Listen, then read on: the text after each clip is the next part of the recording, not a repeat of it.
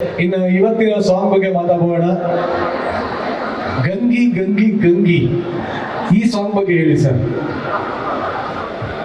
ಇದು ತುಂಬಾ ಒಂದು ಕಮರ್ಷಿಯಲ್ ಸಿನಿಮಾ ಆಗಿರೋದ್ರಿಂದ ಒಂದು ಇದು ಮೇಲ್ನೋಟಕ್ಕೆ ಒಂದು ಕಮರ್ಷಿಯಲ್ ಸಾಂಗು ಐಟಮ್ ಸಾಂಗ್ ಅಂತ ಅನ್ಸುತ್ತೆ. ಬಟ್ ತುಂಬಾ ಕತೆಗೆ ತುಂಬಾ ಇಂಪಾರ್ಟೆಂಟ್ ಸ್ಟೇಜಲ್ಲಿ ಬರುವಂತ ಒಂದು ಸಾಂಗು. ಅಲ್ಲಿ ಈ ಕ್ಯಾರೆಕ್ಟರ್ ಬ್ರ್ಯಾಟ್ ಅನ್ನೋ ಕ್ಯಾರೆಕ್ಟರ್ನ ಇನ್ನೂ ನೆಕ್ಸ್ಟ್ ಲೆವೆಲ್ಗೆ ಡಿಫೈನ್ ಮಾಡೋದಕ್ಕೆ ಇಂಥದ್ದೊಂದು ಸಾಂಗ್ ಬೇಕಿತ್ತು. ಸೊ ಒಂದು ಸಾಂಗ್ ಐಟಮ್ ಸಾಂಗ್ ಅಂದ ತಕ್ಷಣವೇ ಏನೋ ಒಂದು ಸ್ವಲ್ಪ ಸ್ಪೆಷಲ್ ಮಾಡಬೇಕಲ್ಲ. ಸ್ಪೆಷಲ್ ಹೆಂಗ್ ಮಾಡೋದು ಅಂದಾಗ ಸ್ವಲ್ಪ ಈಗ ನಮ್ಮ ಸಾಂಗ್ಗಳೆಲ್ಲ ಮಾಡಿದ್ದೀವಿ ಕನ್ನಡದಲ್ಲಿ. ಬೇರೆ ಬೇರೆ ನಮ್ಮ ಲ್ಯಾಂಗ್ವೇಜಲ್ಲಿ ಲವ್ ಸಾಂಗ್ ಇದೆ, ಇನ್ನೊಂದು ಥೀಮ್ ಸಾಂಗ್ ಇದೆ, ಈ ಥರದ್ದೆಲ್ಲ ಇದೆ. ಸೊ ಉತ್ತರ ಕರ್ನಾಟಕದ ಮಂದಿಗೆ ಇಷ್ಟ ಆಗುವಂಥದ್ದು ಒಂದು ಸಾಂಗ್ ಮಾಡೋಣ. ಯಾಕೆಂದರೆ ತುಂಬ ದಿನ ಆಗಿತ್ತು ನನಗೆ. ಆಗಲೇ ಬಾಳುವರು ಹೇಳಿದ್ರು ಒಂದು ನೀರಿಗೆ ಬಾರೆ ಚೆನ್ನೈ ಜರಾಸಂಧ ಸಿನಿಮಾದು. ಆಮೇಲೆ ಅದೇ ಸಿನಿಮಾದಲ್ಲಿ ಇನ್ನೊಂದು ಸಾಂಗ್ ಇತ್ತು, ಹಳೆ ಹುಬ್ಳಿ ಬಸ್ ಸ್ಟ್ಯಾಂಡ್ನಾಗೆ ನಿಂತಿದ್ದೆ ಅಂತ. ಅದು ಕೂಡ ಉತ್ತರ ಕರ್ನಾಟಕದ ಸಾಂಗ್ಗೆ. ಸೊ ಅದಾದ್ಮೇಲೆ ತುಂಬ ದಿನ ಆದ್ಮೇಲೆ ನಂದು ಯಾವ ಸಿನಿಮಾದಲ್ಲೂ ಉತ್ತರ ಕರ್ನಾಟಕದ ಸಾಂಗನ್ನು ಮಾಡೋಕ್ಕಾಗಿರಲಿಲ್ಲ. ಯಾಕೆಂದರೆ ನನಗೆ ಬೇಸಿಕಲಿ ಉತ್ತರ ಕರ್ನಾಟಕದ ಜನ ಅಂದರೆ ತುಂಬ ಇಷ್ಟ. ಯಾಕೆಂದರೆ ಉತ್ತರ ಕರ್ನಾಟಕದ ಬಾರ್ಡರ್ ಸ್ಟಾರ್ಟ್ ಆಗೋದೇ ನಮ್ಮೂರಿಂದ, ಚಿತ್ರದುರ್ಗದಿಂದ. ಸೊ ನಾವು ಮಿಡ್ಲ್ ಕರ್ನಾಟಕದಲ್ಲಿ ಇರೋರು, ಉತ್ತರ ಕರ್ನಾಟಕ ಶುರುವಾಗೋದೇ ಚಿತ್ರದುರ್ಗದಿಂದ. ಸೊ ಆ ಭಾಗದ ಜನದ ಮೇಲೆ ಒಂದು ವಿಶೇಷವಾದ ಪ್ರೀತಿ ನನಗೆ. ಸೊ ಉತ್ತರ ಕರ್ನಾಟಕದ ಭಾಷೆಯಲ್ಲಿ ಸಾಂಗ್ ಮಾಡಬೇಕು ಅಂತ ಯೋಚನೆ ಮಾಡುವಾಗ ಸರಿ, ಈಗ ನಾವು ಬರೆದ್ರೆ ಚೆನ್ನಾಗಿರಲ್ಲ, ಅದನ್ನ ಯಾರಾದರೂ ಆ ಭಾಷೆಯಲ್ಲಿ ಪಾಂಡಿತ್ಯ ಇರುವಂಥವ್ರು, ಆ ಭಾಷೆ ಬಗ್ಗೆ ಚೆನ್ನಾಗಿ ಗೊತ್ತಿರುವಂಥವ್ರು ಬರೆದ್ರೆ ಚೆನ್ನಾಗಿರುತ್ತೆ ಅಂತ ಹುಡುಕಾಟ ಶುರು ಮಾಡಿದ್ವಿ. ಯಾರು ಬರೆದ್ರೆ ಚೆನ್ನಾಗಿರುತ್ತೆ ಈ ಹಾಡನ್ನು. ಫಸ್ಟ್ ಬರವಣಿಗೆ ಬಗ್ಗೆ ಯೋಚನೆ ಮಾಡೋಕ್ಕೆ ಸ್ಟಾರ್ಟ್ ಮಾಡಿದ್ವಿ. ಒಂದು ಏನೋ ಬರೆಸ್ಬಿಟ್ಟು ಅದನ್ನು ನಾವು ಸಾಂಗ್ ಆಗಿ ಮಾಡೋಣ ಅಂತ. ಆವಾಗ ನಾವು ಹುಡುಕ್ತಾ ಇದ್ದಾಗ ನಮಗೆ ಕಣ್ಣಿಗೆ ಬಿದ್ದಿದ್ದು ಬಾಳು ಬೆಳಗುಂದಿಯವರು. ಅವರು ಆಲ್ರೆಡಿ ಅವರದ್ದೇ ಆದ ಸಾಂಗ್ಗಳನ್ನು ಬರೆದು ಅವರೇ ಆ್ಯಕ್ಟ್ ಮಾಡಿ ಅವರೇ ಹಾಡಿ ಯೂಟ್ಯೂಬಲ್ಲಿ ಸಿಕ್ಕಾಪಟ್ಟೆ ಫೇಮಸ್ ಆಗಿದ್ರು. ನಾವು ಹುಡುಕೋಕೆ ಹೋದಾಗಲೇ ಗೊತ್ತಾಗಿದ್ದು. ಅತಿಶಯೋಕ್ತಿ ಅಲ್ಲ, ಕನ್ನಡದಲ್ಲಿ ಯಾವ ಸೂಪರ್ ಸ್ಟಾರ್ಗಳ ಸಾಂಗು ಕೂಡ ಅವ್ರ ಸಾಂಗ್ ಅಷ್ಟು ರೀಚ್ ಆಗಿ ವ್ಯೂಸ್ ಆಗಿಲ್ಲ. ಸತ್ಯ ಸರ್, ಬಿಟ್ಟಿದ್ದೆಲ್ಲ ಮಿಲಿಯನ್ ಗಟ್ಟಲೆ ಅಷ್ಟೊಂದು ವ್ಯೂಸ್ ಆಗಿದೆ ಅವ್ರ ಸಾಂಗ್ಗಳು, ಅಷ್ಟೊಂದು ಪಾಪ್ಯುಲರ್ ಆಗಿದೆ ಅವ್ರ ಸಾಂಗ್ಗಳು.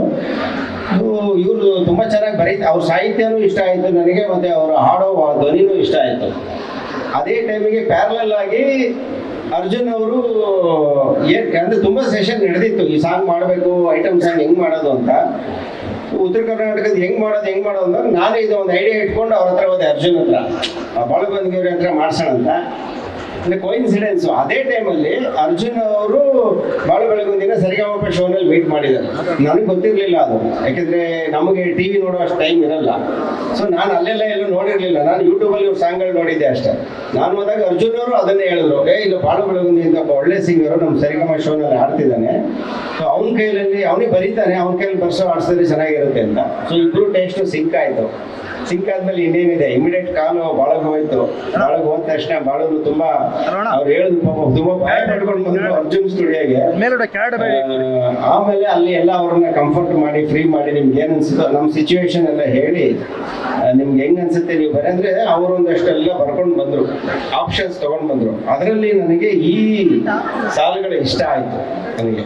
ಅಂದ್ರೆ ಒಂದು ಫನ್ ಇದೆ ಆಕ್ಚುಲಿ. ಬೇಸಿಕಲಿ ಈ ಸಿನಿಮಾ ಆಕ್ಷನ್ ಆದ್ರೂ ಥ್ರೂಔಟ್ ತುಂಬಾ ಎಂಟರ್ಟೈನ್ಮೆಂಟ್ ಇರುವಂತ ಸಿನಿಮಾ.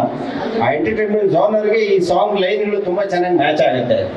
ಇವತ್ತೇನಾದ್ರೂ ಜನಕ್ಕೆ ಮಜಾ ಬೇಕು ಅಲ್ವಾ? ಸತ್ಯ ಸರ್, ಮಜಾ ಬೇಕು, ಒಂದು ಕಿಕ್ ಬೇಕು, ಮಜಾ ಬೇಕು. ಹೆಚ್ಚಾಗಿ ವೈರಲ್ ಆಗ್ಬೇಕು.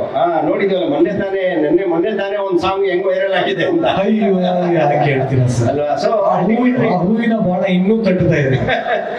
ಅಲ್ಟಿಮೇಟ್ಲಿ ಮಜಾ ಸಿಗಬೇಕು. ಈ ಸಾಂಗನ್ನು ಐಟಮ್ ಸಾಂಗ್ ಅಂದ್ರೆ ಬರೀ ಸೆಲೆಕ್ಟಿವ್ ಆಗಿರೋದು ಅಂತ ಅಲ್ಲ, ಅದು ನೋಡಿದ್ರೆ ಎಲ್ಲ ಕ್ಲಾಸ್ ಜನಕ್ಕೂ ಅದೊಂದು ಮಜಾ ಕೊಡಬೇಕು. ಅವರು ಅದನ್ನ ಖುಷಿಯಾಗಿ ಡ್ಯಾನ್ಸ್ ಮಾಡಬೇಕು, ಮನೇಲಾಗ್ಲಿ ಪಾರ್ಟಿಲಾಗ್ಲಿ ಪಬ್ಬಲಾಗ್ಲಿ. ಇದು ನಮ್ಮ ಕಾನ್ಸೆಪ್ಟ್ ಇದ್ದಿದ್ದು. ಸೊ ಅದಕ್ಕೆ ತಕ್ಕಂಗೆ ಅವ್ರು ಹೇಳಿದ ಸಾಲ್ ನನಗೆ ತುಂಬಾ ಇಷ್ಟ ಆಯ್ತು. ಆ ಜಗ್ಗೆ ಬಡ ಲುಂಗಿ ಅನ್ನೋದು ಒಂದು ನಾಟಿನೆಸ್ ಇದೆ ಆ ಲೈನಲ್ಲಿ. ಆ ನಾಟಿನೆಸ್ ನನಗೆ ತುಂಬಾ ಇಷ್ಟ ಆಯ್ತು.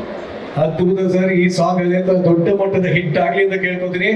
ಅಂಡ್ ಕಡೆಯದಾಗಿ ಸಿನಿಮಾ ಯಾವಾಗ ರಿಲೀಸ್ ಆಗ್ತದೆ, ಜನರು ಇದರಿಂದ ಏನ್ ಎಕ್ಸ್ಪೆಕ್ಟ್ ಮಾಡ್ಬೋದು, ನೀವೇ ಹೇಳ್ಬಿಡಿ ಸರ್. ಸಿನಿಮಾ ಈ ರೀತಿ ನವೆಂಬರ್ 14ಕ್ಕೆ ರಿಲೀಸ್ ಆಗುತ್ತೆ. ಎಲ್ಲ ಡೇಟ್ ಎಲ್ಲ ಫೈನಲ್ ಮಾಡಿದ್ದೀವಿ. ಈಗ ಈ ಸಾಂಗ್ ರಿಲೀಸ್ ಆದ್ಮೇಲೆ ಪ್ರಮೋಷನ್ ಎಲ್ಲ ಶುರು ಆಗುತ್ತೆ. ಏನ್ ನಿರೀಕ್ಷೆ ಮಾಡ್ಬೋದು ಸರ್ ಈ ಸಿನಿಮಾಯಿಂದ ಜನ? ಇಲ್ಲ, ಬೇಸಿಕಲಿ ಒಂದು ಒಳ್ಳೆ ಸಿನಿಮಾ. ಈಗ ಜನ ಸಿನಿಮಾ ಥಿಯೇಟ್ರಿಗೆ ಬರೋದು ಒಂದು ಒಳ್ಳೆ ಸಿನಿಮಾ ನೋಡಬೇಕು, 2.5 ಗಂಟೆ ಅವ್ರಿಗೆ ಟೈಮ್ ಪಾಸ್ ಆಗಬೇಕು, ಆಮೇಲೆ ಎಂಟರ್ಟೈನ್ಮೆಂಟ್ ಸಿಗಬೇಕು. ಅದ್ರ ಜೊತೆಗೆ ಇನ್ನೊಂದಷ್ಟು ಎಕ್ಸ್ಟ್ರಾ ಏನಾರು ಕೊಟ್ಟರೆ ಅಂದರೆ ಟೇಕ್ ಅವೇ ಪಾಯಿಂಟ್ ಏನಾರು ಕೊಟ್ಟರೆ ಅದನ್ನು ತೊಗೊಂಡು ಹೋಗ್ತಾರೆ. ಸೊ ಆ ಥರದ ಎಲ್ಲ ವಿಚಾರಗಳು ಈ ಸಿನಿಮಾದಲ್ಲಿ ಇದೆ. ನಿಮಗೆ 2.5 ಗಂಟೆ ನಿಮಗೆ ಒಂದು ಬೇರೆ ಪ್ರಪಂಚಕ್ಕೆ ಕರ್ಕೊಂಡು ಹೋಗುತ್ತೆ. ನಿಮ್ಮನ್ನ ತುಂಬ ಎಂಟರ್ಟೈನಿಂಗ್ ಆಗಿ ನೀವು ಎಂಜಾಯ್ ಮಾಡುವಂಥ ಒಂದು ಸಿನಿಮಾ ಇದೆ. ಆಗ್ಲಿ sir, wish you all the best. And ಇವತ್ತಿನ ಆಡಿಯೋ ಲಾಂಚ್ ಕಾರ್ಯಕ್ರಮ ಅದ್ಭುತವಾಗಿ ಸಾಗಿದೆ ಅಂತ ಅನ್ಕೋತೀನಿ. Thank you sir for giving us such a good movie, songs, everything. Thank you Niranjan. Thank you. ಬನ್ನಿ ಶಶಾಂಕ್ ಸರ್ಗೆ ಜ್ವಾಲ ಚಪ್ಪಾಳೆ.